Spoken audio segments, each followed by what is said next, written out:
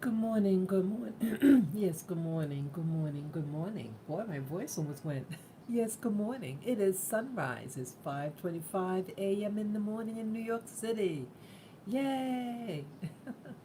Yes, what a beautiful sunrise. Yes, even though it's all filled with clouds, a chance of rain earlier today. But that's all good. That's all good, especially if it's a natural occurrence. Yes, to have clouds in the sky, especially when it starts to get really hot out there, and to naturally cool down the Earth's surface, a nice little rain.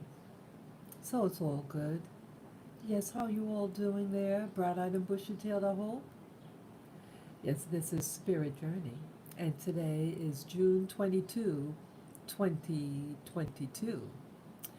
Wow, wow, this month is going so fast. So fast. Where did it go? Where did May go? Yeah, and yesterday was the first day of summer. Yes, it was. And I did go out. Yeah, I was out for quite a while. Yes, me and the gang, my little dogs. We got out early and went to different places, and it was nice. It was very nice. I went to my favorite spots, and I was drinking my water. Yes. So yeah, I bring water with me if if I'm a little bit behind schedule and don't drink my water the first thing when I get up. Um, I bring the water with me on my little journey and drink it then. And so I drank most of it at the park. Yeah, it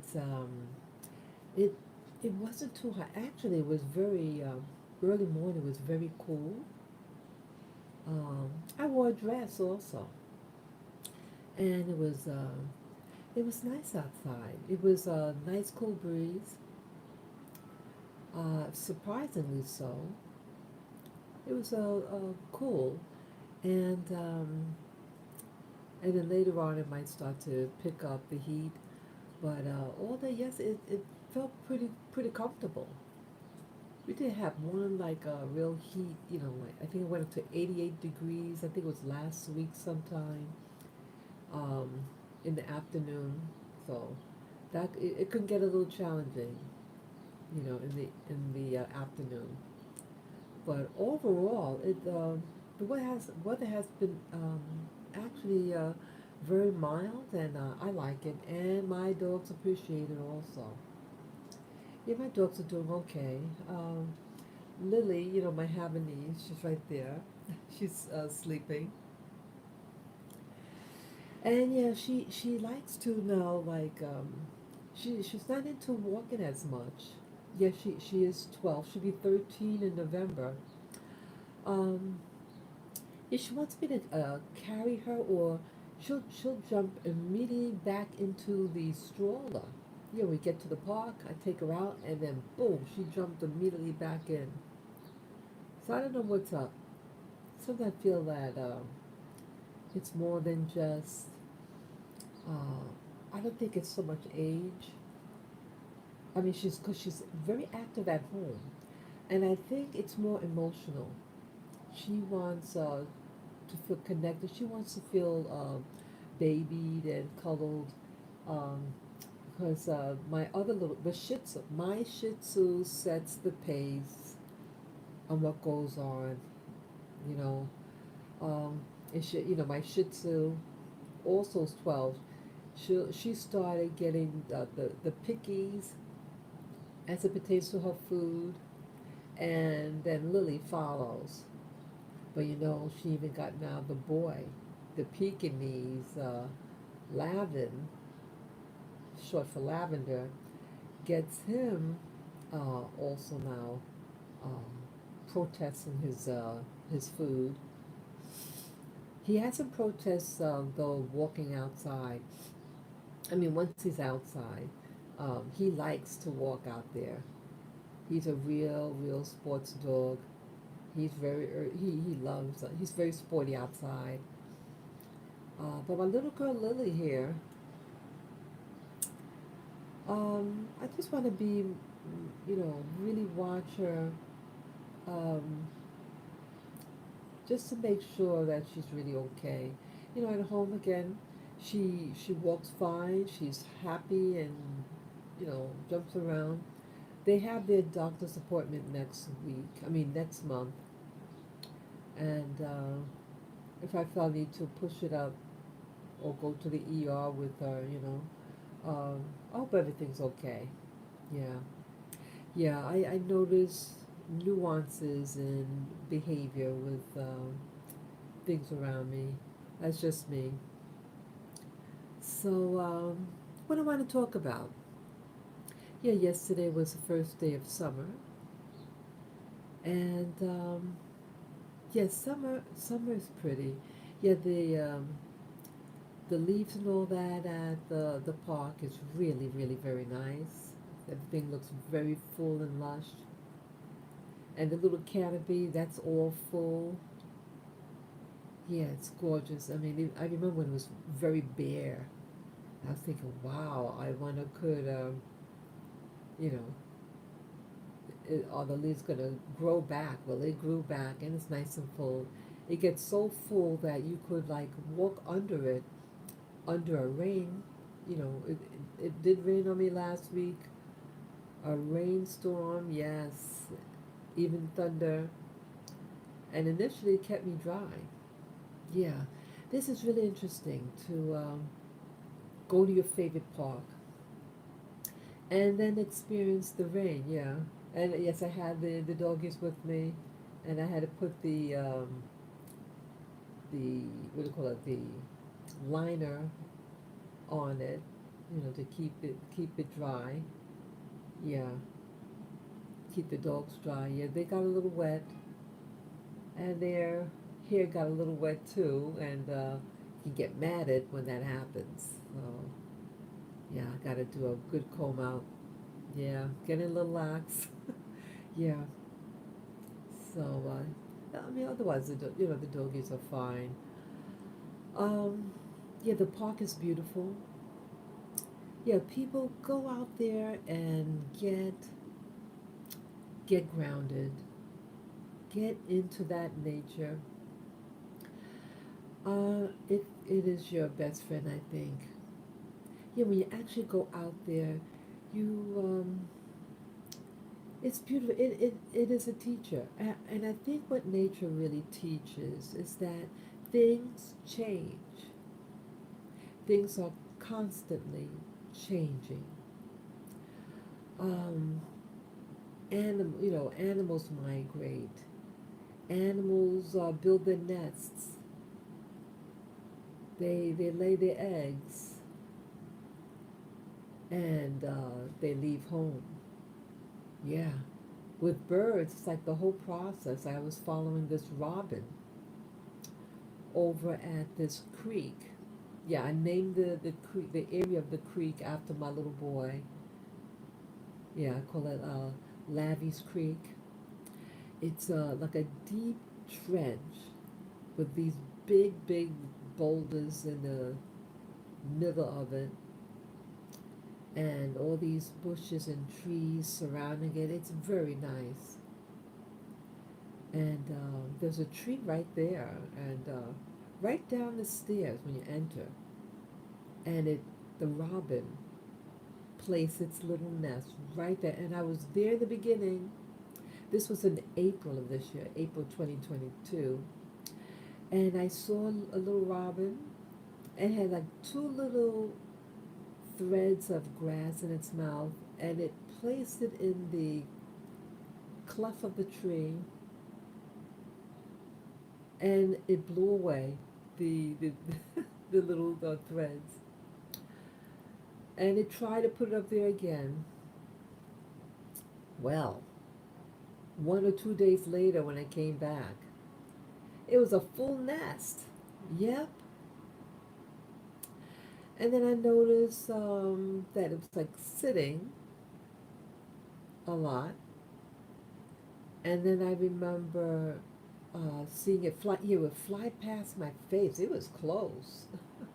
It's like, I want you to see me. Yeah.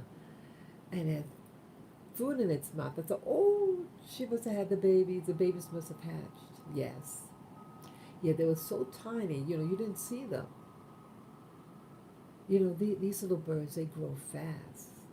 Yet so they were so tiny, I couldn't even see them past the nest. Because it was taller than the bird.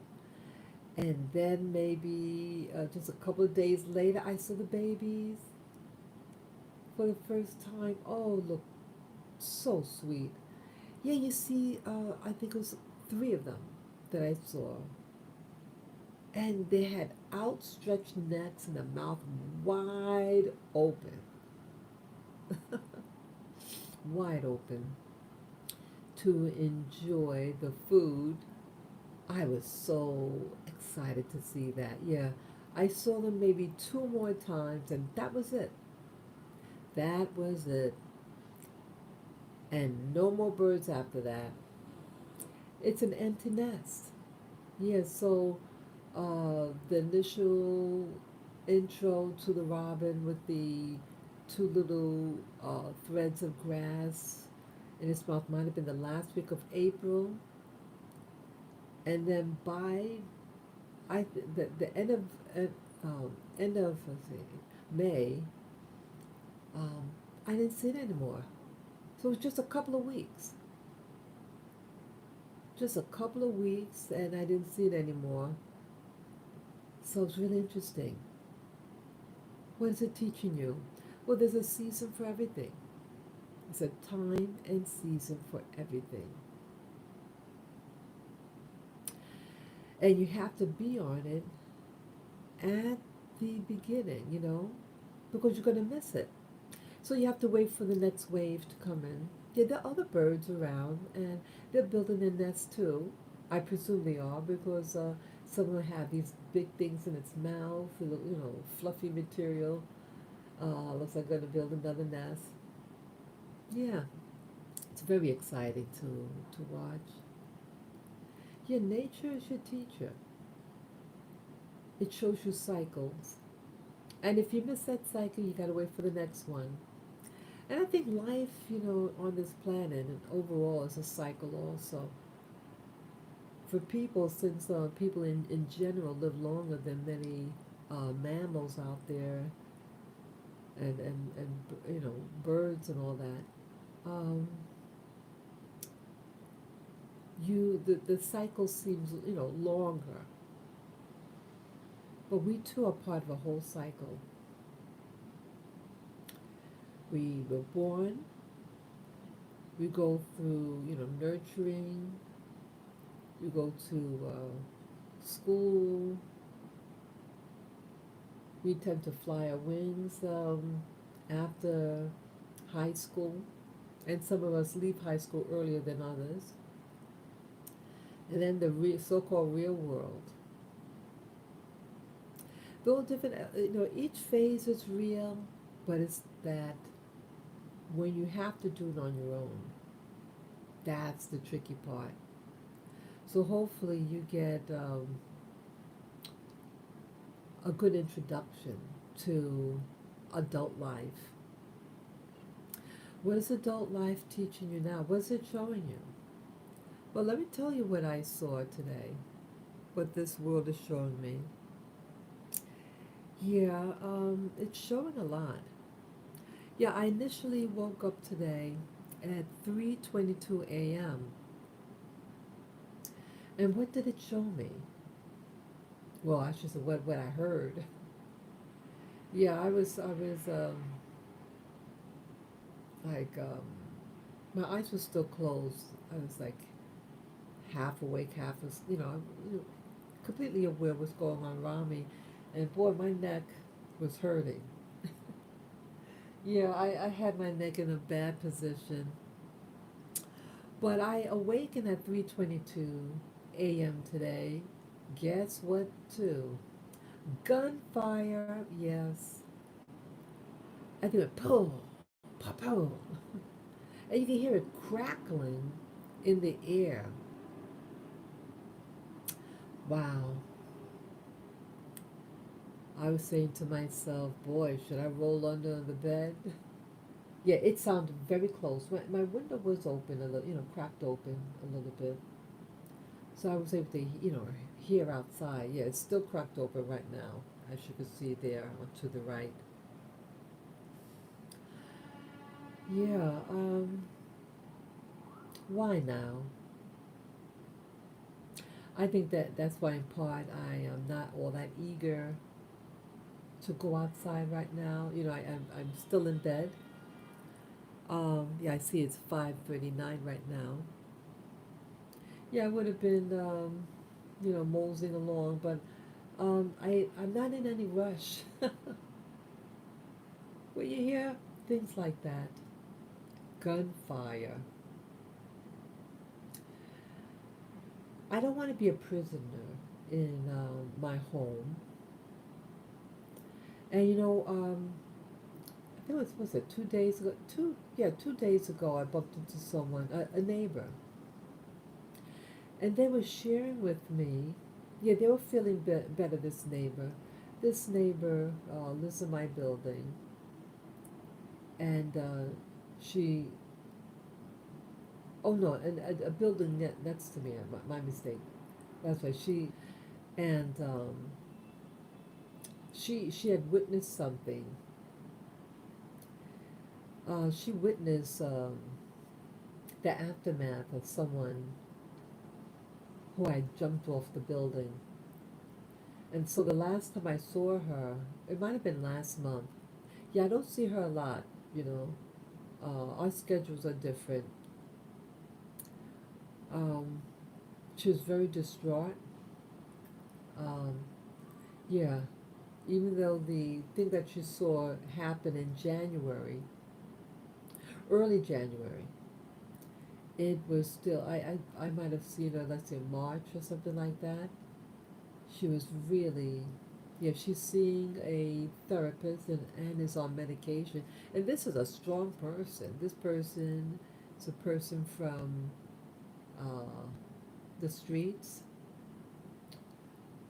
She has that edge to her, and she's pretty brave. And she'll, you know, the questionable addicts, drug addicts in the area that too close to the building or too close to the kiddie park, she'll she'll yell at them. Hey, get out of here, you know. I wouldn't dare do that. But this is what type of tenacity she has. That even when she saw what she saw, it greatly affected her. And so, when I bumped into her yesterday, she was, I said to her, hey, so, how you doing? Because it's been over a month since I've seen her last. And she seemed in better spirits, actually, and she's learning certain things about herself through therapy. And so I'm actually happy for her. Yeah, yeah. So it's interesting that, oh, and then she told me about, um, yeah, she has this app on her phone that lets her know what's happening in the neighborhood. When something happens, the app says, what type of crime, whatever happens. So it could have been that alerted her. But she said about um, a block away, that problem block. Um, yeah, it has just a bad edge to it. There was a shootout. They said, yeah, this was yeah. She said like that was 2 days ago when I saw her. So about 2 3 days ago. Yeah, there was several shootouts, and they had what she said, a blockade. Wow, wow, I'm really sorry about that. Yeah, it's getting into the wild wild west, and I could only speculate. It's a turf. turf problems. Yeah, yeah, more like this element when you get when you. I mean, they get up early too. These questionable people in the community, they get up early too. They get up and they just stand around right on that particular block. Yeah, it that block uh, was where I had gotten groped a year and going on 2 years. That's right, it's going on 2 years ago. Horrible. Yeah, I think some, yeah, there's territories out there, and territories of puke, as I call it. Yes, good morning, viewer. Good morning. Yes, there's different territories, and that block has a domain of low energy spirits. It caters to every type of puke,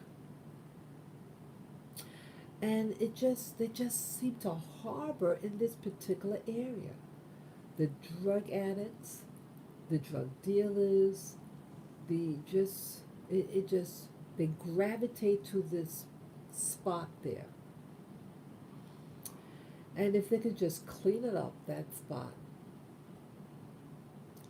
Yeah, it's that block, and I think it's spreading to the block further up.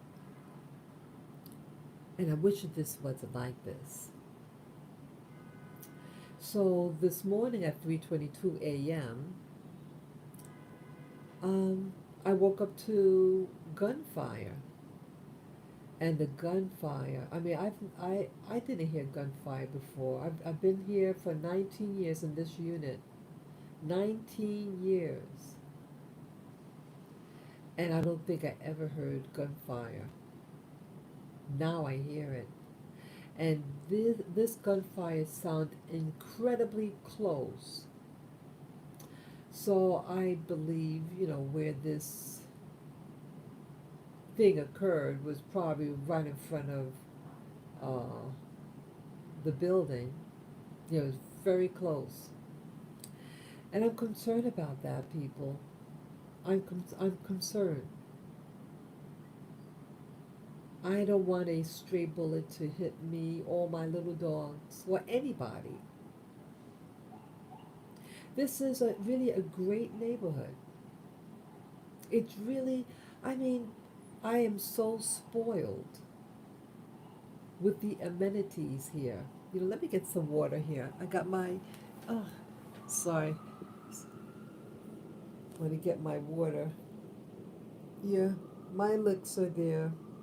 It's settling to the bottom. Try to get it. Oh, put it between my legs.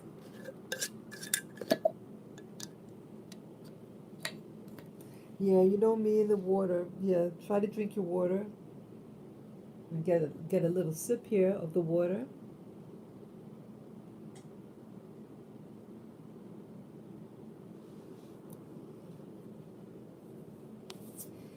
Yeah, just wanted to wet my whistle. So I hope you guys could hear me. Oops, sorry, moving the camera. Yeah, so I hope you all could hear me well. So yeah, it's getting too close for comfort. Too close for comfort for me. Yeah, I've had relatives that they would tell me that they hear gunfire. Yeah, they lived in a private complex, but across the street were what they call the projects, and actually the buildings look identical. You know, so I think like the buildings, um, what do you call it? When they build communities, they build the buildings, but some of them were designated for public housing slash the projects, and the other was co-ops, co-ops. but it's the same building. It's the same thing. One's private, one's public. But all the shootouts happen in the projects. And it's just across the street. What makes things become like this? There's spirits, I think. I think it's spirits that dominate districts, communities, and it affects the people. It's like it's like an agreement. Okay, this is going to be for us, and that is, some areas it's very cut and dry that literally across the street it's a different element. Other side of the street, mommies could walk with their baby strollers and have not a care in the world. And across the street, and a different element. So, what is this gonna, how's this going to affect me? Well, I mean, I have the freedom to go out at night, now that it's summertime. Yesterday was the first day of summer. I don't feel, um, basically I don't go out at night. And I think that's by conditioning from the time when I was young, at home, with my folks. But I used to stay out like, not too late. By 9 o'clock I'm home. 8:30, 9 o'clock, I'm home. So I might walk around a little bit, when sundown goes, and I walk in very, the areas that are not high crime, and then I'll just take the train home or something. That's when I lived in the outer boroughs. Um, but really, stores close. My logic is this, once it starts getting dark outside and many of the business closes, there's no reason for me to walk around with, really, Um, yeah, I like to walk around. What you call like window shop. Just It's so many places that you can you just walk and you see the storefronts, and it's very exciting for me. But sometimes I say, get home. Um, so now with this shooting, yes, people are. Yeah, it's just coming to my memory now, folks. Yeah, I heard over the weekend that there were many, many incidences across the country. Yeah, that the first weekend of entering into the summer season, yeah, the first weekend, like this weekend that just passed, there were many. I don't want to give wrong information. Either they said about 50 people shot or killed. Something about 50, 45, 50 people, and something happening to them in certain communities. I think this one was, it was on the East Coast. Was it Maryland or something? Maryland or Chicago? Something. And they said there were many incidences, and one of which, a woman who was a black woman who was just standing on the sidewalk, and a stray bullet hit her and killed her. Wow. Someone is being triggered. Yeah, my condolences to the family and friends of that person. My condolences. Let me just say that up front. Yeah. Horrible. We're being triggered again. There's no reason for what, why all this stuff happening. The United States is a rich country.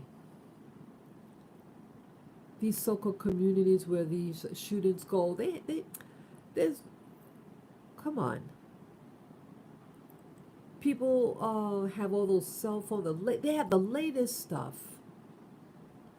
They're probably more techno savvy than I have. They probably have a more modern cell phone than I have. These aren't really poor people, but poor-minded people. Poor-minded people doing acts of violence. What for? For turf. For turf. Yeah, there's what do you call micro wars. These are wars. These are wars that go on. Let me get another sip of my water, my elixir there. I just wanna.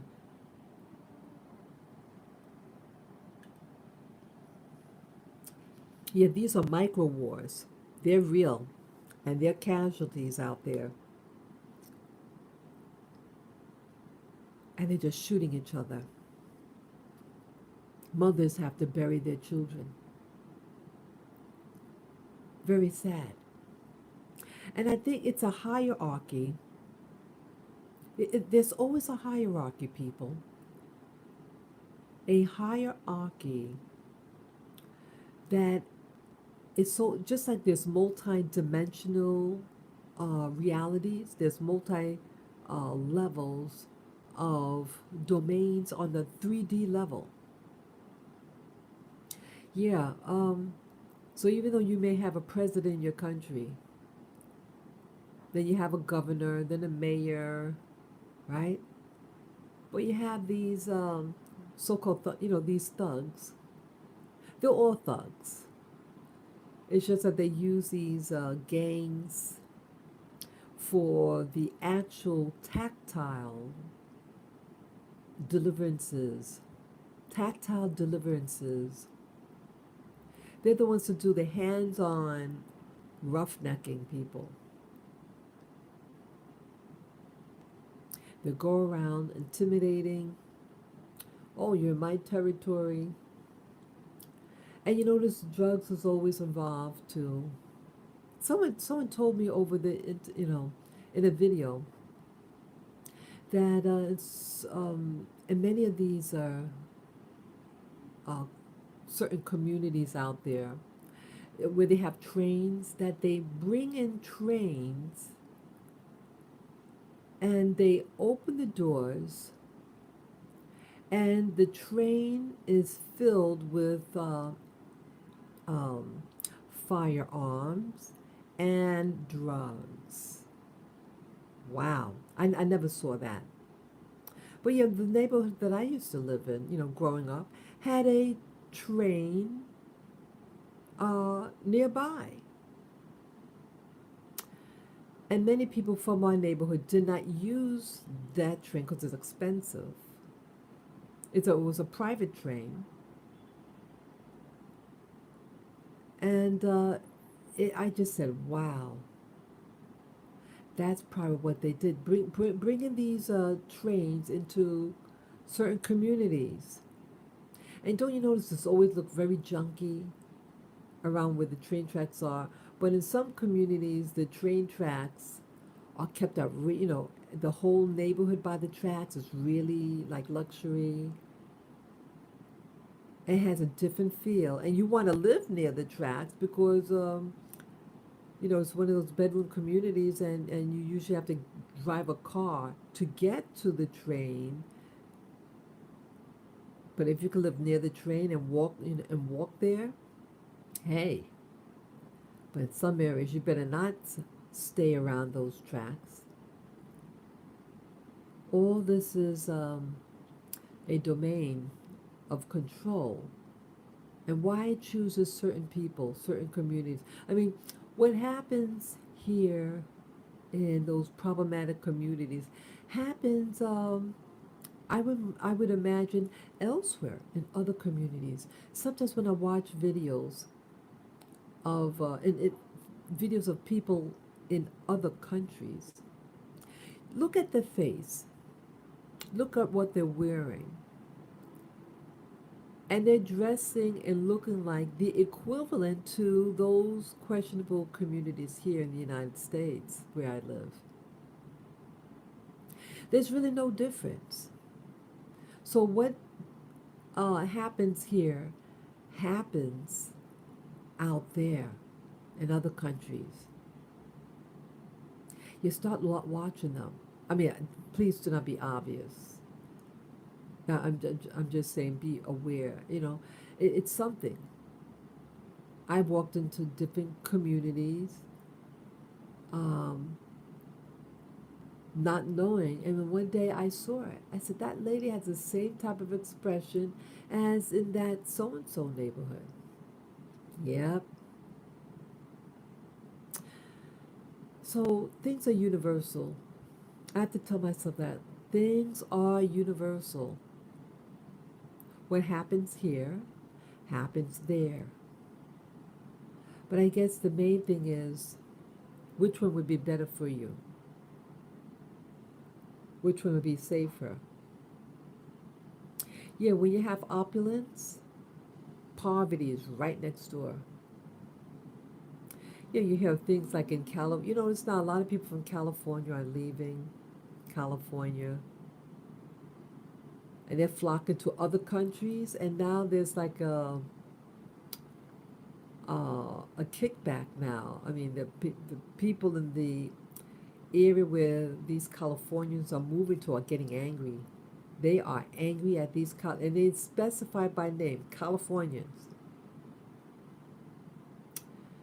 And, they have the money to move in. I mean, they were saying that in California, or what they call the Bay Area, it's extremely expensive. And some people, they might have been born and raised around the area. Now that, now they can't afford to live in their own area. One guy was saying, oh yeah, I grew up and I was paying 2,400 a month. My eyes almost popped out. $2,400 a month back in the day. That's a lot of money. This guy, I mean, to be able to afford that kind of money, and he lived alone. Well, at least he's living alone now.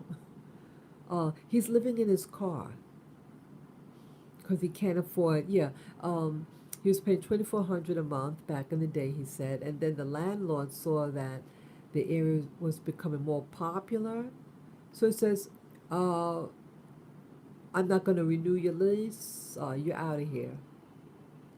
So that the landlord could benefit from the demand that's required of his neighborhood. See, that's greed, people. See, greed is what's going to kill us all. Greed. Yeah, these landlords, um, yes, it's a business. But see, it's about service too. You are servicing a community of people. You have somebody there in that apartment for years, paying dutifully, and then you're going to get greedy and say, I want you out. I'm going to redo the building and then uh, kick up the prices. I think people who do that are evil. Evil. Because, see, it's not, you're not showing goodwill. You are not showing goodwill to your customers slash tenants. See, when things are modest, oh, you appreciate the money that's coming in. You can pay the mortgage for the building that you purchased. Everybody's happy, right? And then you get greedy. And then you screw your tenant who's always paid you. And now so that you can show off in your brand new neighborhood, and then screw people that you think are beneath you now. You think all these new people, I mean your old tenants are beneath you now. Well, let me tell you this, big boy or big girl. You may think you're the, the, the top rooster, but you know, you have what you call the developers. Those developers are out there, and they're eyeing your building, and you like that building because you know you're nouveau, you know, semi-rich. You know, you still got your bills and everything like that, and if there's a crash, a market crash, and the tenants can't pay their rent, you know, that can happen too. The market could crash overnight, and no one could pay their rent, and they have to flee, and you're left with that mortgage. And then someone buys out your building, you can't afford it anymore. So these big developers see your building, and they could maybe coerce you to sell. You see how it goes? There's always another big fish out there, bigger than you, stronger than you. They can outdo you. Yeah, in this neighborhood too. I see the writing on the, I see it, people. I see what's going on. Yeah, we have people, and I've talked about this. Um, I see the writing on the wall. People are moving in this area. I mean, people from all over the world. I mean, that's what I like about New York City. I love variety. I love to meet different people. I like that. But there is a silent current out there, a silent stream, and it's permeating inside our building, this building, and possibly your building. They're real quiet, and then they occupy space in your building. Then they start outnumbering you. I'm outnumbered. I'm a native born New Yorker. That's right. I'm a native born New Yorker, but without the power, without the sting. Yeah, I'm native born. Very few people are native New Yorkers here. It seems like everybody's from somewhere else. And nothing, you know, I never minded that. I never minded the variety of the people, the nationalities. That's what made it exciting for me. But now, I perceive to be native born New Yorker. I'm considered beneath, beneath them. Yeah, let me get another drink of water here. My elixir. Let me get some more water.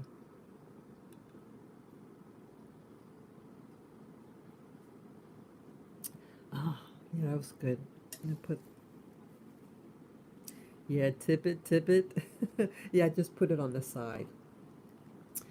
Um, yeah, I perceive there's some things happening.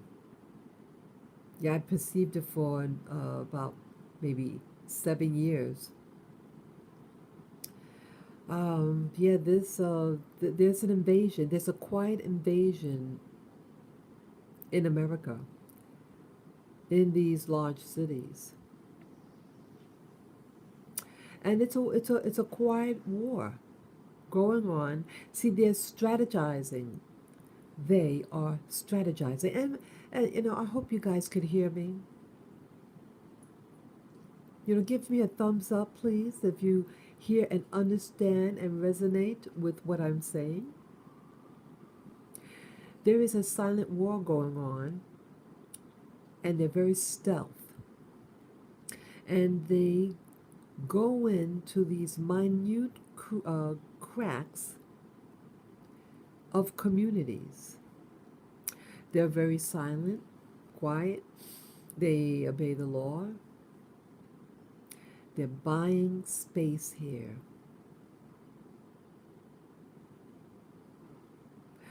And I shared with you about 6 months ago this. person who, is going in between the different crevices here. I only saw them once, and they had the audacity as a new neighbor to just walk up to me, and basically what they were saying is,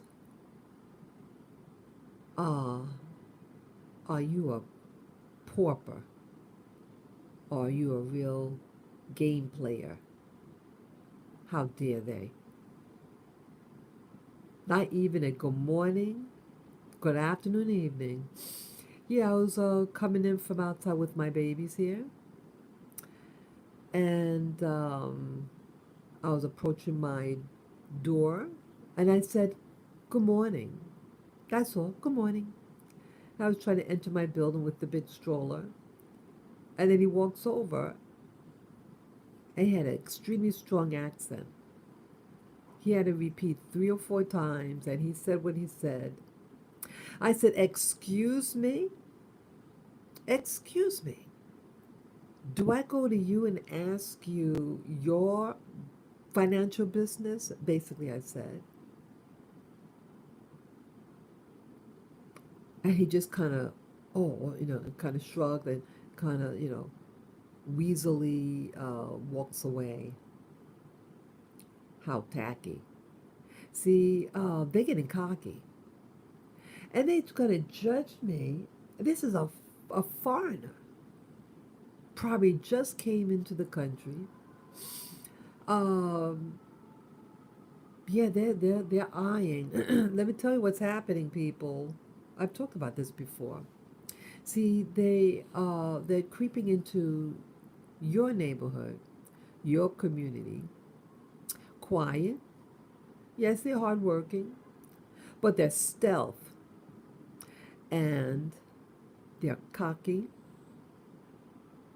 and they observe people because they're so confident because they have money, and they're strategic and they work collectively. They don't work alone. They do not work alone, people. You may not see them with other people around them, but they don't work alone. They work on assignment, a network of people. And I speculate that they are assigned in different buildings, different communities in this city. This big city, the Big Apple, they're all over. No one really bothers them, but they started to last year for what might be perceived as other reasons, but it's all interconnected. It's all interconnected. Why what happened last year in New York City, See, I want to be careful the words I say, but those of you who are in the know when I'm really getting at, they started beating them up. Just anybody that looked like them even, and that's what was scary. Anybody who resembled them, even though they were not. Yeah, people could look like somebody. Doesn't make them that somebody. And innocent people got hurt last year. But all of a sudden now you don't hear about that. But they're still here. They're quiet. And they're very stealth. It's really interesting warfare. How people could be, how people could act. And you might think, I saw a repeat of a certain behavior over the weekend. Yeah, I think it was Saturday. Yeah, I had a nice walk on Saturday. Yeah, I went downtown, you know, the village. When I say downtown, I mean to say the village. And I was on my way back home, and I saw these scooters. Yeah, now the scooters are extremely popular. I saw even a lady in Central Park on a scooter. What do you call it? What do you call it? You're standing up, and I think you call it a scooter. Yeah, yeah, yeah. And she was very elegantly dressed. She was wearing this cute red coat. She was very fashionable. Like she was going, she looked like money.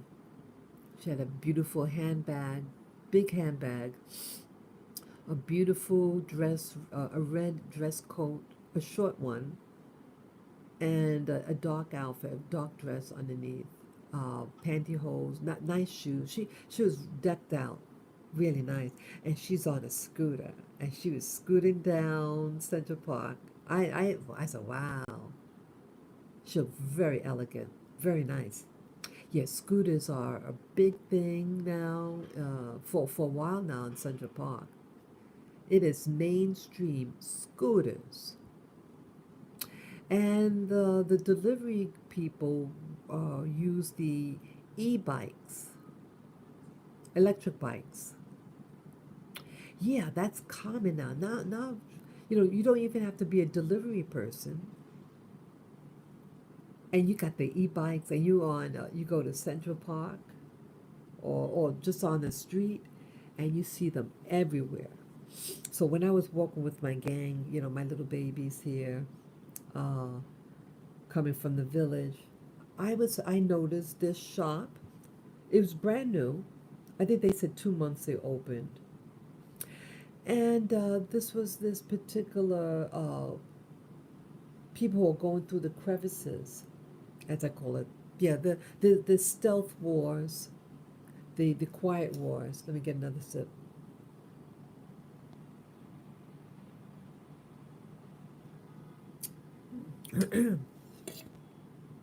Yeah, this quiet war. They opened up 49 shops. 49 shops. 49 shops they have.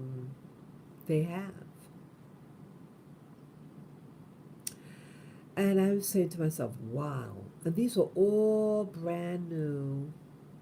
They had the scooters and I guess you call them mopeds. They're all electric. And they had this one, um, it was an electric bike for, you carry your little pooch.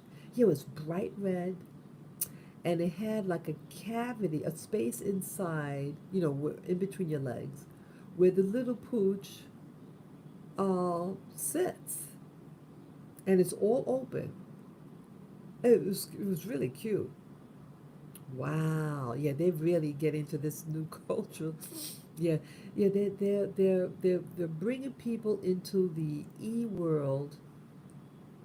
They want you to think that um, the electric appliances, the bikes and all that, it's going to keep America, keep the air clean, what they call carbon emissions. And a YouTuber talked about these electric things. It does not decrease carbon emissions at all. It doesn't. Because those stations where you um, have to charge a bike, you know, um, it relies on um, oil. Keep the place going, the building and the station. It requires oil. Most of our energy is oil sourced. So we're fooling ourselves. So there's something behind the e-bikes. I say, again, it's trying. The U.S. is trying to look like this particular country in the world that's known for having tons of bikes. And it's also the U.S. was also emulating the diaper on the face. That other country seems to have that as well. Yeah, um, our country is slowly looking more like that other country, but fooling you to think it's for your health or to decrease, to be go green. Is it really to go green? You want to really go green, go live in the bush, right? Go live out in the fields. Yeah, there are ways to do it, but it's not what you think. You think people are going to stop living in big cities?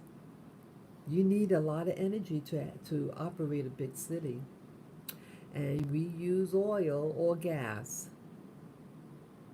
I mean, I like the concept of go green, yeah. But you notice I never really talk about the food. The food is not green.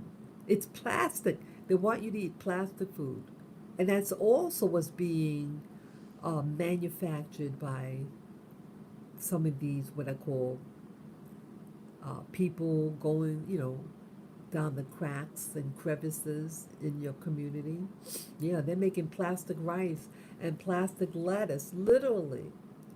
And a YouTuber even showed you how to discover if the rice that you bought is plastic rice. You just put the rice, the dry rice, on a heated pan and you watch it melt. It'll start to stick to the pan and start to melt. Horrible people. But oh yeah. So anyway, with the bike, the e-bikes and the owner. I don't know whether the owner, but the the people that work there. There was one older and one younger. So it could be been like a father son type of thing. And he was so eager. The son was the one that was really talking to me. He's very eager to sell. Yeah, real eager. He sees me with my stroller and he showed me the different bikes. They're expensive. A little scooter, um, $1,500. I had a what do you call it? I think called a moped. Yeah, when I first moved to Hawaii about 23 years ago. Yeah, I bought a last resort. First I bought a regular bicycle, and that was too far for me to get to work. It was like 15 miles, 5 miles I had to go, and that was too much for me, and it's hilly. And then I said, okay, let me try a moped, and that I was too nervous. Yeah, I was so nervous. I kind of had a little accident, just a little, I kind of, felt, I was trying to stop it, but I accidentally put the gas on and got excited and kind of it fell over. I didn't get hurt or anything. It wasn't like you know anything serious. I just got clumsy. I was very nervous. I don't like. Yeah, I felt very vulnerable. Yeah, and I said, I'm not. I'm gonna return this bike. So the guy helped me sell it. Yeah, it took like a month for someone else to buy it. Um, but yeah, why they also stand out to me, these individuals who has that new shop and 49 others throughout the city. Yeah, it's so mainstream now. Electric bikes. It used to be illegal, and the stores, the restaurants who deliver food delivery, they primarily use the e-bikes, and they were using it, and they were not stopping them, even though it was illegal. You know how many people that these cops could arrest and fine them? But see, no, they did not. See, these same type of people, they buy their way in politics, they buy their way in the community, and they buy favor with the cops and the precincts. So the popo will harass people for just standing around. But here's someone doing an open offense or open violation or an illegal act, such as the e-bike, and they never stopped them, never arrested them. And I said, that is something else. And then I think they said eventually they're going to make it legal. So I don't even know whether it's actually legal to use the e-bike. But last year, it was illegal. Last year or the year before, it was illegal. So I have to, find out now what's the deal. I mean, it's all over now, these e-bikes. And these dudes could go fast on the bike lane. They shouldn't be allowed on the bike lane. Too fast. Too fast. Let me get another sip now.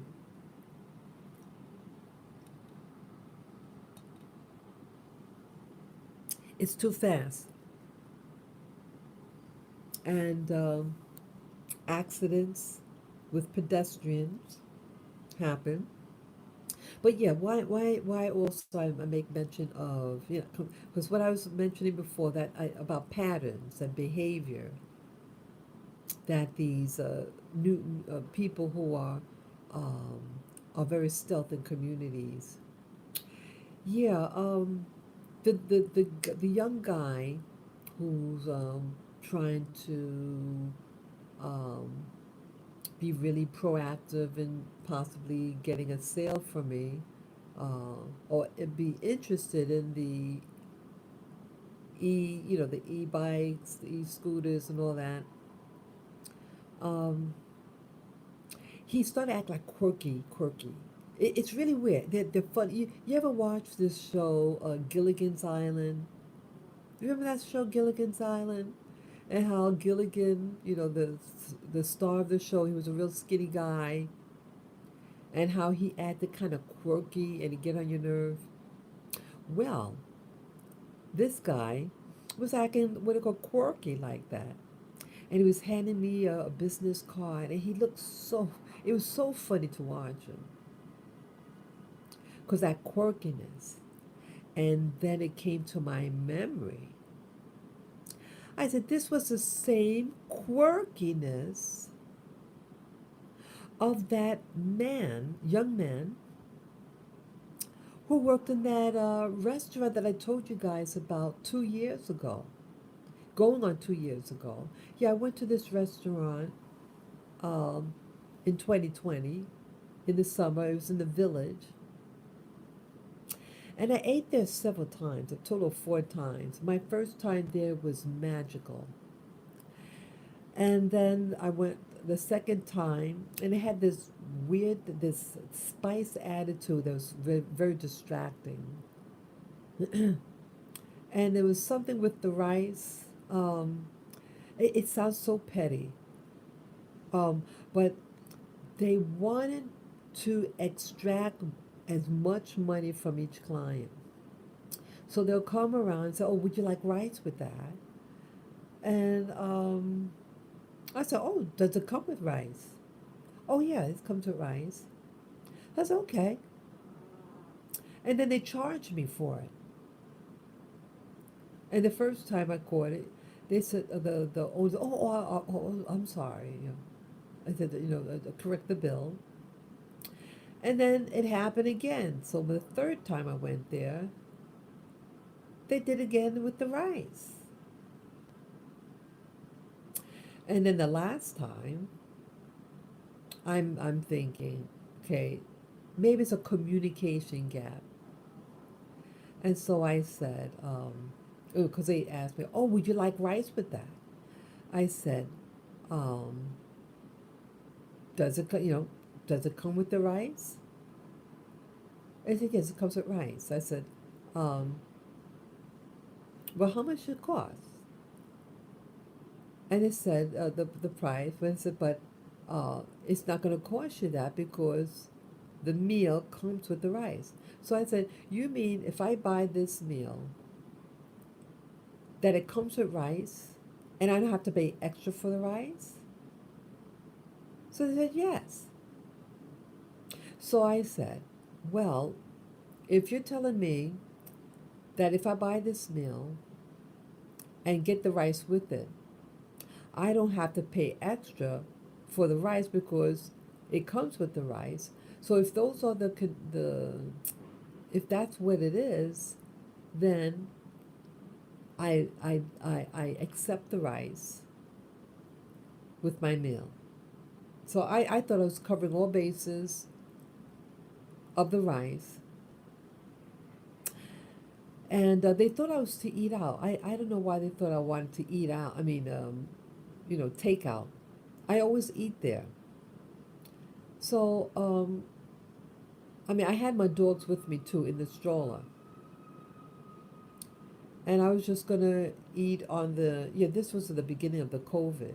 This could have been around June or something like that. Yeah, it was the summer month. So I was just going to eat in the what do you call it, the the tables that are outside the store. So when they handed me the bag, and I thought they were going to give me the tray. So I had opened the bag, and I saw the receipt, and they charged me for the rice. So I told him about it, and then he started lying. I said, "Well, aren't you the guy that I just spoke to regarding the rice?" He said, he tried to play dumb, that I'm not that person. And I said, "Well, if you're the only one there now, and the other person's a lady, I had just spoken to a gentleman there in detail about the rice." And then finally, he says, "I'm sorry, that he made the mistake." I said, "Okay." See, now that he admitted that he made the mistake, I said, "Okay, just correct the bill." Oh, I can't do that. So all of a sudden, now his English, he knows how to speak English. He said he can't correct the bill, but he won't put a tip on it, you know. So I just said, "Okay." So luckily, he did not add the tip to the bill when I got home. That was the last time I went there. See, oh yeah, see the guy. It was the same guy. He was the one. It was one of those places that you choose what foods to do the stir fry. I mean, their food selection look excellent, excellent. I mean, the place is fantastic, fantastic. Just average price for the area. Nice environment, music. Oh, it was fantastic. And but the guy, because when you first go in, you place your order, and you pay on the spot, and then they make you your food right there. So I noticed you have to pay by the pound. So I told him I just want to do a half a pound of meat, and then half of the veggies.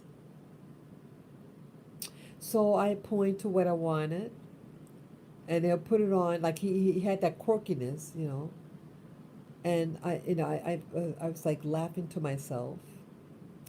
And then I noticed he chuck on like two extra pizzas on it.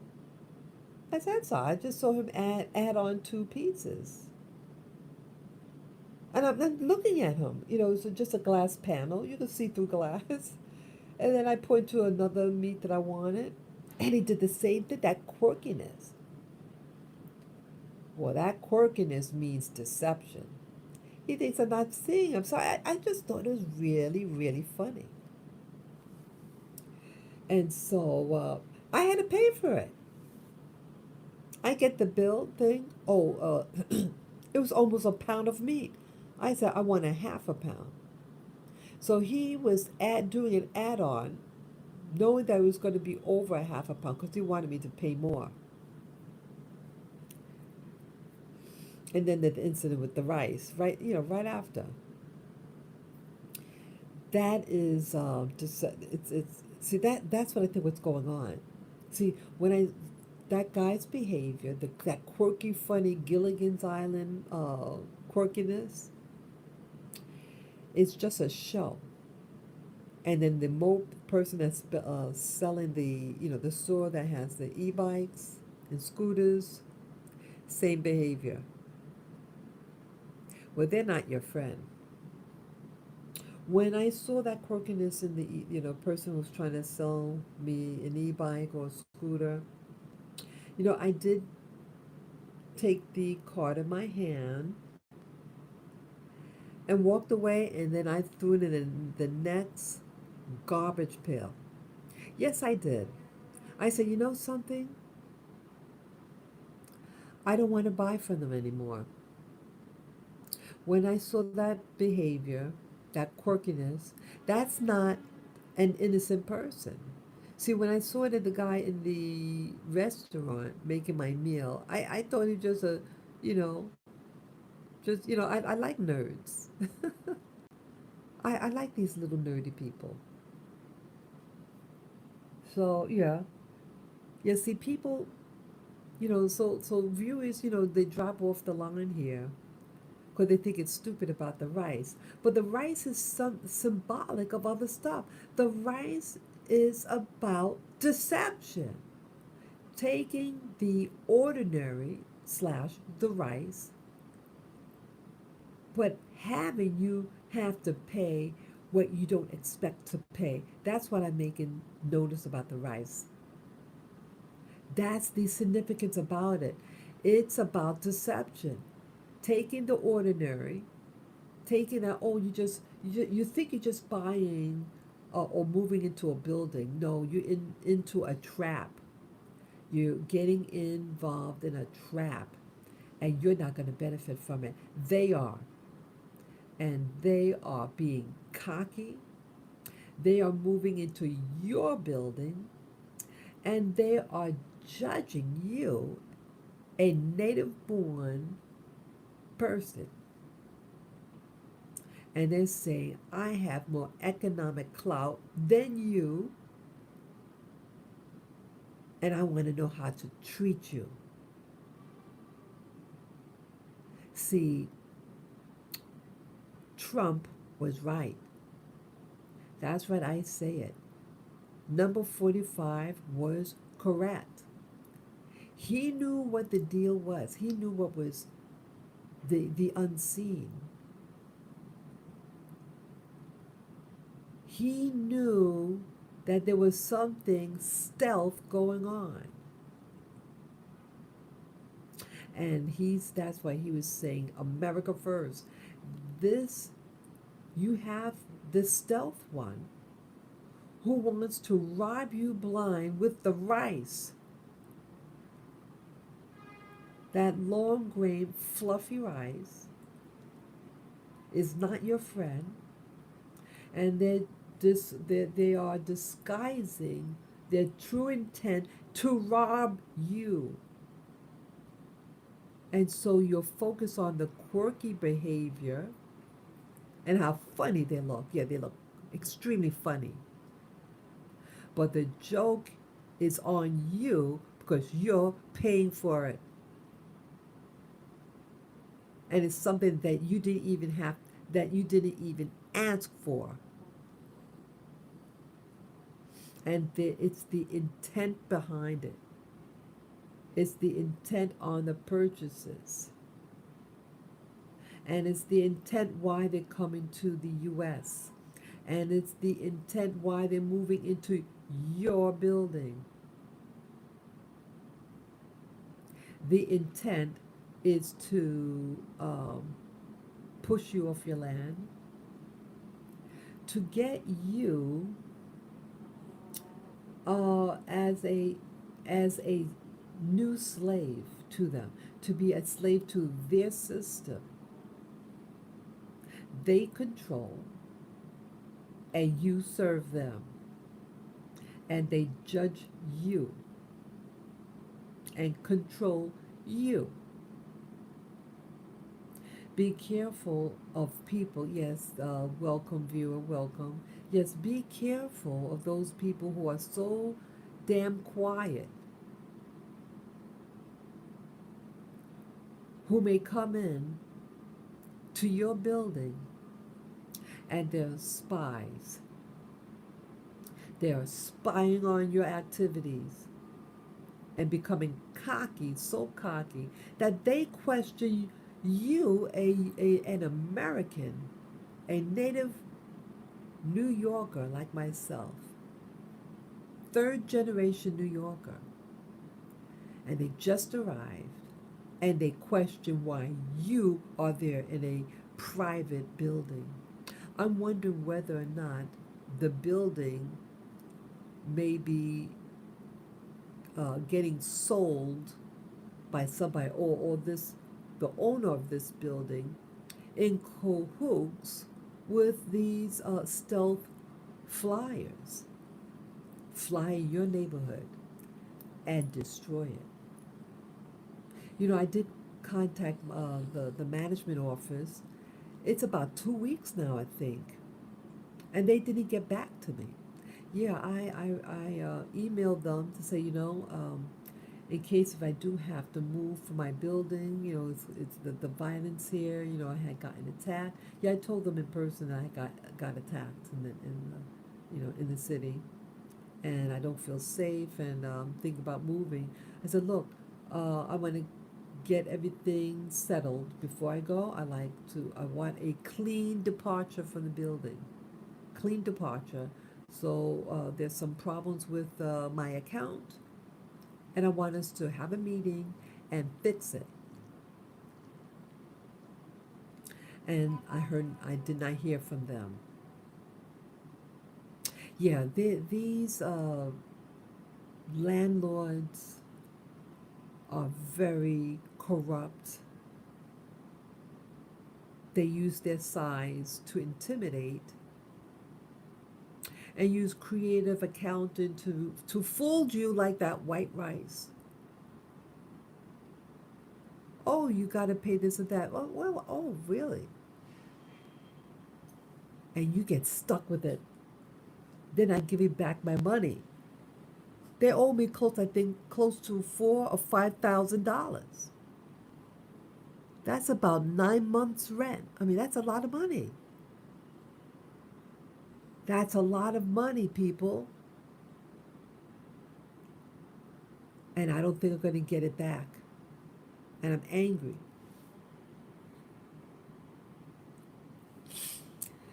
Yeah, it's a lot of things. It's a lot of corruption. And these landlords could be in cohorts with these stealth flyers flying in your neighborhood, telling you that you don't belong in your own country. They're given positions. They're selected in these colleges here in New York City. Yeah, a lot of the colleges here. Yeah, they get more money. The private colleges here get more money for international students, and they're paying it. Somehow they don't have any problem coming and paying this tuition. So they're happy the school because they're getting people. But why so many? No one else goes to school. Why are they coming here? And it's not being, people, you got to wake up. It's not being a racist or bigot. It is perceiving what's in between the cracks. Perceiving and knowing and seeing the behavior, what's happening in your own country. How is that they are able to get in and then get jobs? Don't they supposed to go back to the country if it's a student visa? Well, let me tell you, I was like kind of dumbfounded. Yeah, I watched this. I'm not going to mention names, but I was watching this new YouTuber. I just discovered them about a week ago, and they're a foodie. They've been out a while, but he goes to different locations on the planet and explores their food. And in his video, at the end of his video, he did a story, and then at the end he introduced the people who make it all possible for him, who who edit his videos. He is one of 10 people, staffers, who is in charge of his production. Well, half of those people, about half of them, are all people that their phenotype look like from similar areas of the world where these stealth people are from. And I asked myself, wow, if this guy is from the States, I mean, he had he had three women, all the rest men, but three women. And the three women were all of different, one black, one white, and one um, yellow. And I thought, well, that's that. But no black men. Yeah, see, they're hiring everybody else, but they don't hire black men, I notice. They don't hire black men. And I thought that was interesting. But he got everything else, but no black men. How, all things being equal, how is that the black man is always overlooked? Just food for thought. And so I was watching the product, he was introducing the people, they're all saying hello. They look like really nice staff, and they're all very, very young. Very, very young. There's something else I want to talk about. I hope I don't forget. What I saw at the park. So if I don't mention about the park, yeah, there's two things I want. Yeah, I know. I want to talk about the park thing. Yeah, they were like I think he said interns, and they make it all possible for him. Yeah, they look like early 20s. They look really young, and it just got me. I don't understand. So it's like all of a sudden, um, industries are being populated by certain people, but somehow, you know, if you're a black person, somehow you're usually the one that's overlooked, and people from other parts of the world are getting these jobs. And no, I'm not trying to come across like the sour grape person, oh, sour grapes. But I'm just talking about all things being equal. Equal opportunity. I do not see that there's equal opportunity with certain groups in America. I'm just pointing it out. And in my neighborhood, I see all these dudes out on the street. And as I said when I first started this live stream today, that I woke up to gunfire. And it sounded like it was right outside my building, right there. And that's why I'm not so eager to go outside right now, because I would have been outside doing my walk. But I say, I'm going to stay in, at least for now. Maybe later on, who knows?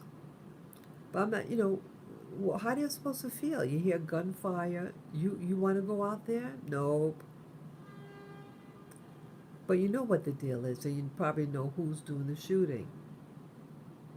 Yes, and they were telling a neighbor was telling me that there was a shootout just the other day. It's getting closer and closer, people. I got assaulted last year. I got groped the year before, and then an attempt of assault also last year.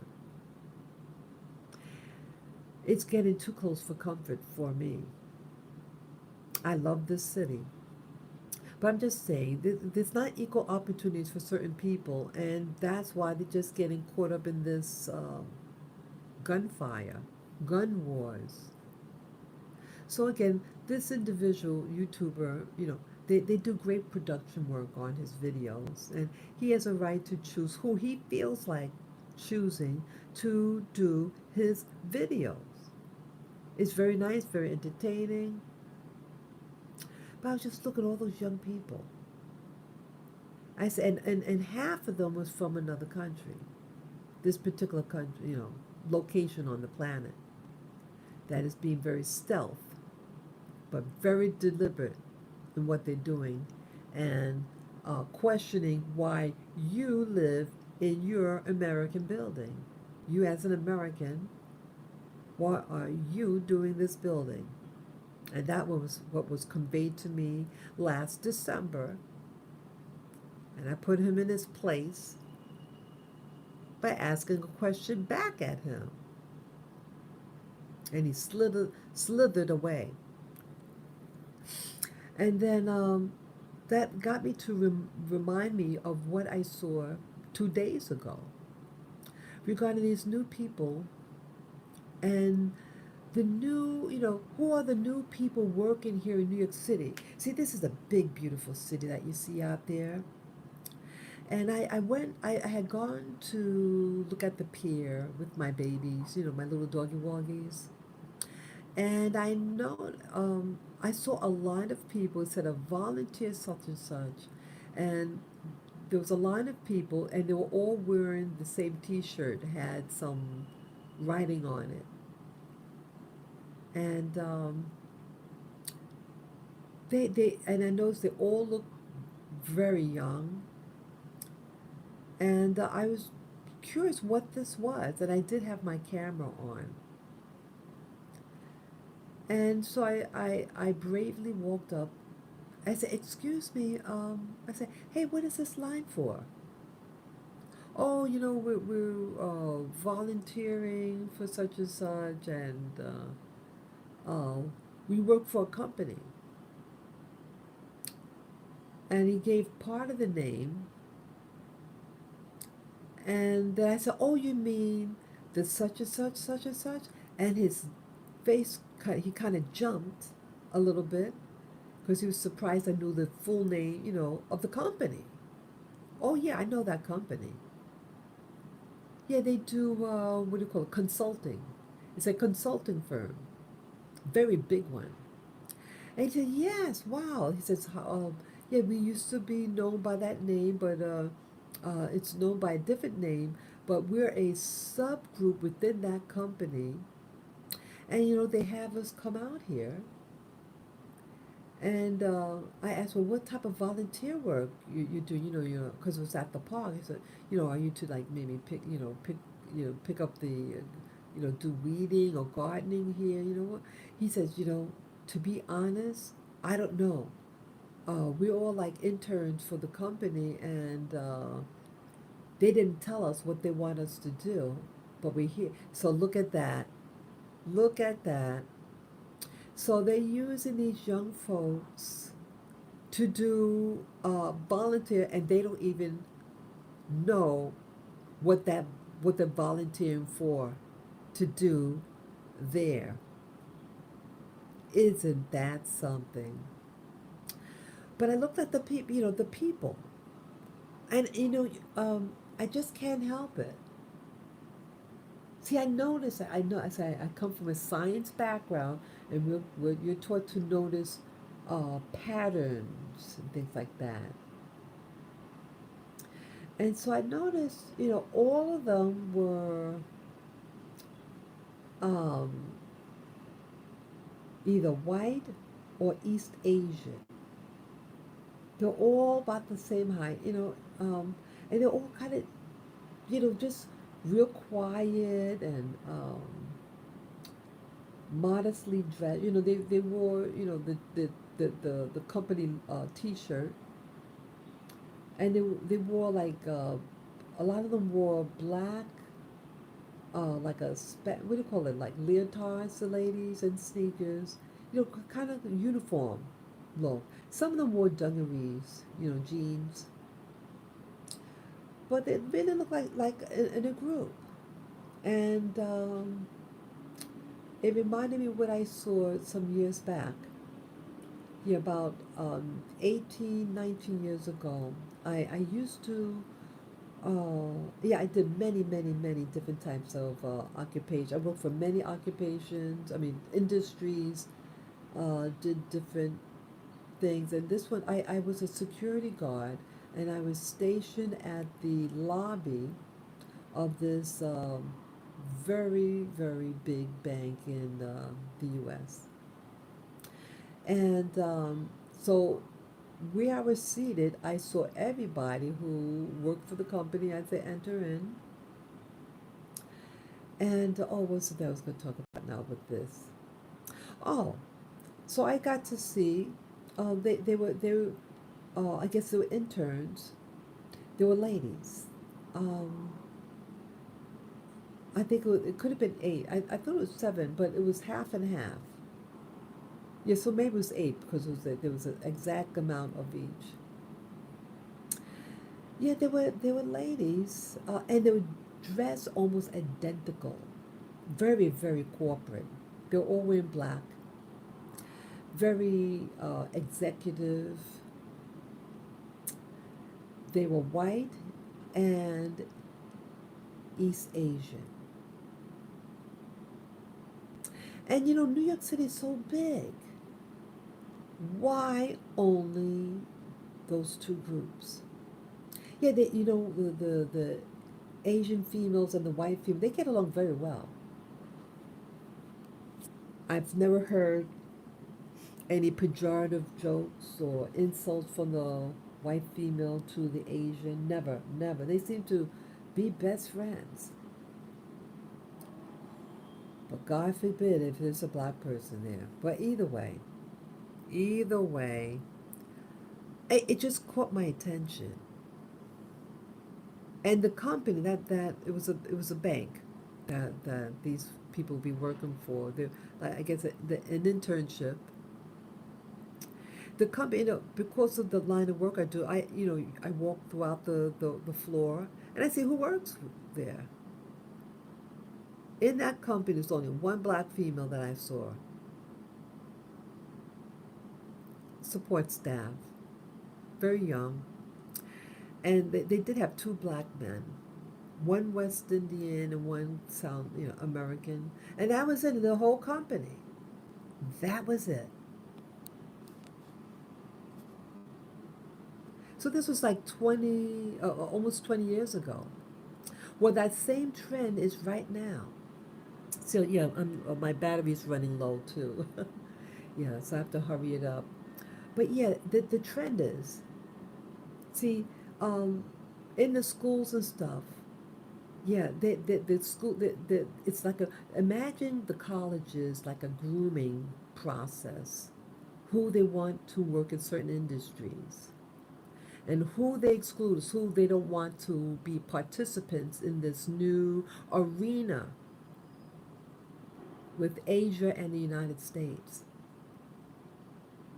Yeah, and again, it's not to be uh, pejorative. I'm not trying to be pejorative. I'm just stating the trend of what is happening, what's there, what's going on, what are the hiring practices. And then so I'm watching these people at the park. They work for this company. There's a um, what do you call that thing again? Consulting company, and they have, I forget what branch of the company, what their work is. I forget. He did tell me. But these are the type of people you would see at the coffee shops, type of thing, that coffee culture. And then immediately, after talking to the guy, I saw a group coming from the opposite direction, walking towards me. I think they're all women, but these were I call the chocolate girls, the chocolate cookies. And they wore something they had a t-shirt on also. They were the class of 2022, and they all wore those faded dungarees with holes in it. They were very chubby. They just had a hard edge to them. These people did not look like that they would be hired by the type of people of that consulting company that's standing there to do volunteer work. And I looked at them as they walked past me, these ladies, and I said, what a different energy they have. Yeah, these were chocolate kisses, as I say affectionately. With these chocolate kisses, I see a cavity, a cavity coming. Such a different veneer. You have people who are, we have tons of schools in New York City, and some of these schools are what you call charter schools. Yes, the charter schools are really not there for the students' benefit. It is just a holding pen. It is a prison for the students, and they're not going anywhere. These people are not being groomed to go to these colleges to even be hired or considered by this consultant firm, one of the top consultant firms in this country. Yeah, you used to always hear them in the media. Yeah, they're big company. But these chocolate kisses, as I call us, are, you know, luckily they're graduating. And again, there were no men, there were no males, only females. And they were they're that chubby, their pants were real tight, real holes. All of them had those holes in them, but purposely they had holes in it. That new fashion, but they did not look fashionable. They look real rough around the edges, and they people, who knows what type of job they would qualify for, or whether they'll be even college bound. These new chocolate kisses in the city that live in the city are not being groomed to become college bound. So maybe some of them might go into the military. Yeah, there's war ahead. You bet. They probably go into the military. Um, Work at the drugstores. Like a Dwayne Reed or retail. No men. No men. There's no men graduating in the graduating class of 2022. Yeah, that's what's happening, people. And where you see those guys, of what I talked about earlier today in the live stream, there was a shootout, gunfire, at 3:22 a.m. this morning, and it sounded real close to my building. This was the closest I ever heard gunfire. Wow, that's what's happening in New York City. Yeah, there's like a trinity, white and Asian, in one field, and those two are against the chocolate kisses. Yeah, and the caramel is in the middle, and they're like the buffer group here in New York City.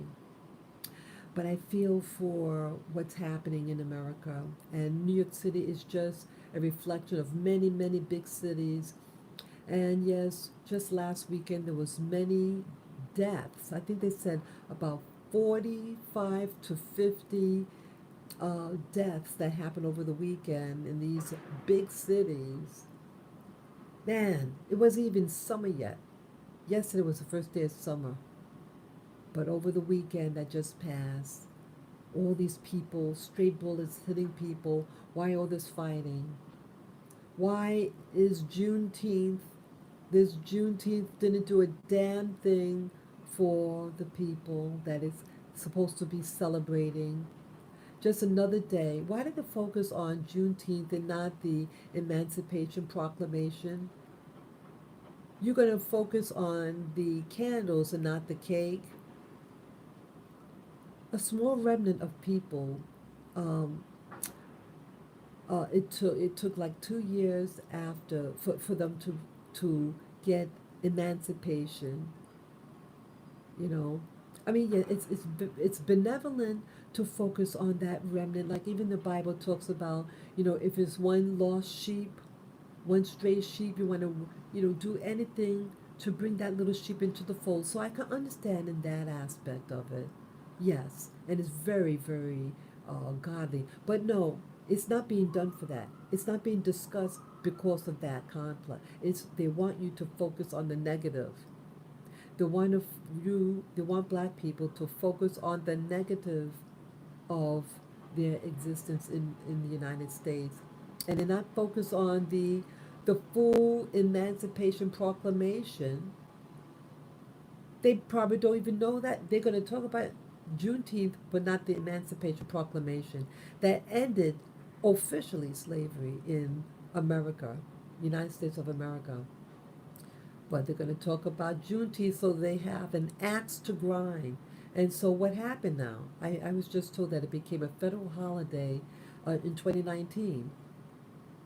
But look what happened during Juneteenth: killings, black on black crime.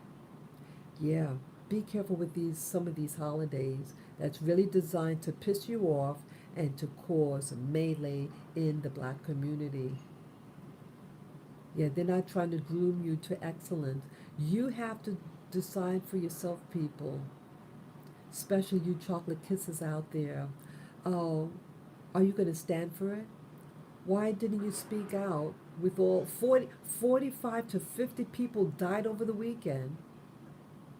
But yet you're going to focus on one person who may have gotten shot by a cop, which isn't nice at all. I know what I've learned the hard way what cops do. I told you what happened to me last year regarding the assault that happened to me and how the cops treated me like a criminal and treated the perpetrator with kid gloves and really nice.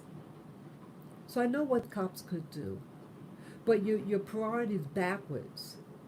You need to um, monitor yourself.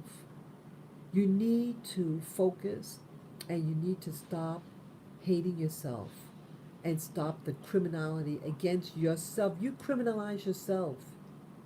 There were innocent people who died because of that stray bullet. That stray bullet could have hit me or anyone else in this neighborhood. And you're not crying out. Yeah, these women, as I said, those little chocolate kisses that were walking past that consulting firm, these two groups, these chocolate kisses, in contrast to those vanilla creams, working for that consulting firm, two different images, two different outcomes. They're going to have two different paths. And it's amazing. They were facing opposite directions of each other. And the chocolate kisses was walking past us. Yes, it's not intended for you. And your male counterpart was not there with you. That it should be alarming to you people. When your male counterpart isn't walking with you and being excluded into the job market, you better cry out and you better protect your sons. Keep them home to keep them safe. Read a good book. Read a good book to teach you something, a new strategy, or maybe you may feel a need to move. I mean, they're trying to force us out. Just like that guy, the neighbor of mine that doesn't even say hello, brand new neighbor, and in answer what he's asking me is, do I really belong in this building, or should I be thrown out? I've been here for 19 years, and this guy just moves in. How dare he? But I want to lift my head in integrity and in pride. Have integrity for yourself. And some things you cannot fight. but you can fight on the level that you can fight in the sense of, they're trying to get rid of you, but at least be in dignity with yourself, with your head up high. And if you need to move on your terms and with dignity. Yeah, yeah, it might be safer. They really want um, these egg creams or vanilla wafers to be the new kid on the block, and you chocolate kisses or caramel crunch is being excluded. Well, you should, I guess you form your own chocolate company, your own candy company somewhere else, and protect it. Protect your community. Yeah, my power is running low. Yeah, I pretty much got most of the stuff that I wanted to say. But yeah, you may need to move. And if you don't want to move, I guess you have to learn how to fight. I don't know how to fight this battle. And is it worth it? I'll be 60 years old this year. That's 60. I'll be 60 years old at the end of this year. I want to live in comfort and ease and with dignity. And I have to decide how I want to play this game. This game is a personal one for each one of us that's living on this planet, in this nation. Each one of us has to decide what your battles are and when to fight, when not to fight. And sometimes you just have to bow out, but bow out in grace. Okay? Yeah. I hope you enjoyed this live content, and yeah, be safe, people. Things are out there, and things are challenging us all, and it's challenging me here with the gunfire. Yeah, there's a lot of build up here. They're building new high rises on my building, I'm sorry, on my block. But at the same time, there's shootouts across the street. Yeah, I got a lot of soul searching to do. How I want to do this, okay? Yes, so if you have questions, you can write in the comment section below. And those of you who want to support my channel, you could PayPal me by going to my link on my channel, Spirit Journey channel. You find it on the top right of the banner of my channel. Just click on the link, follow the prompt. Any amount would be greatly appreciated. Yes, I appreciate you. I appreciate your um, your support. I like that. Yeah, thank you for giving me a thumbs up. Yes, I appreciate you and everything you do to me. Yes, you guys motivate me, and each one teach one.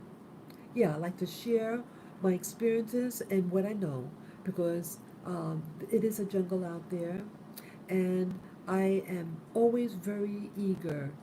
I have a very protective spirit, very protective. And when I see something happening, I don't care what your race is, your color, your religion, whatever. I really don't care. What I care is safety for all. I can care about all humanity, but I'm saying that some people some people do not care about you and want to harm you. That's all what I'm saying. That's all what I'm saying. And they could be in any disguise, okay? Yes, thank you again. Peace, love, and joy to you all. I thank you for coming on. Take care and enjoy your new summer. Yes, thank you for summer. Bye bye.